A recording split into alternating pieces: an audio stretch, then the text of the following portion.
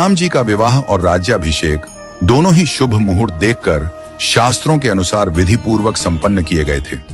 फिर भी न तो उनका वैवाहिक जीवन सुखद रहा और न ही राज्याभिषेक पूर्ण हो सका। विवाह के तुरंत बाद उन्हें वनवास मिला और राज्याभिषेक के दिन ही उन्हें राजमहल की जगह वन की ओर प्रस्थान करना पड़ा।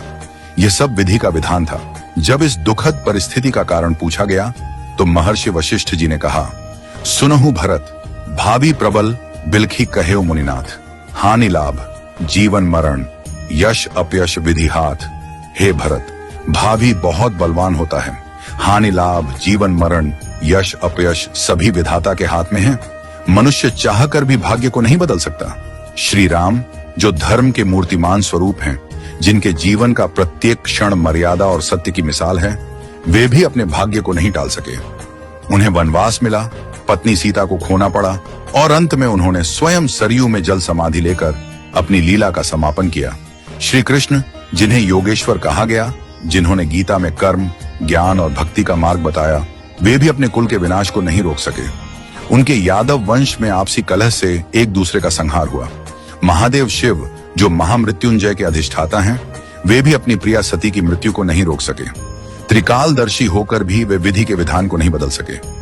रामकृष्ण परमहंस जिन्हें दिव्य सिद्धियां प्राप्त थीं और जिन्होंने हजारों लोगों को ईश्वर का मार्ग दिखाया, वे भी कैंसर जैसी बीमारी को नहीं रोक सके। उन्होंने कहा था, यह शरीर नश्वर है, आत्मा ही अमर है। रावण जिसके पास अपार बल और ज्ञान था, जो शिव का भक्त था, वह भी अपने अहंकार के कारण नाश को नहीं टाल सका। कंस जो जानता था कि श्री कृष्ण उसका अंत करेंगे, फिर भी विवश था।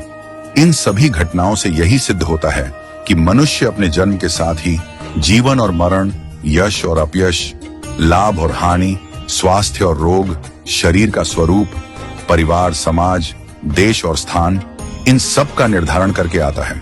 मनुष्य को यह भ्रम होता है कि वह सब कुछ नियंत्रित कर रहा है, लेकिन वास्तव में सब कुछ ईश्वर के संकेत से ही चलता है।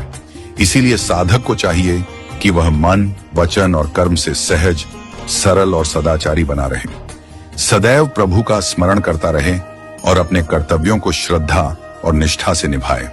मुहूर्त न जन्म के लिए तय होता है, न मृत्यु के लिए। जब जन्म और मृत्यु ही निश्चित नहीं होते, तो बाकी सब कुछ क्षणिक और अस्थायी है। केवल प्रभु का नाम ही शाश्वत सत्य है। इसलिए सदैव ईश्वरमय रहो और आत्मा को परमात्मा के निर्देशों में लीन कर दो। यही सच्चा जीवन है।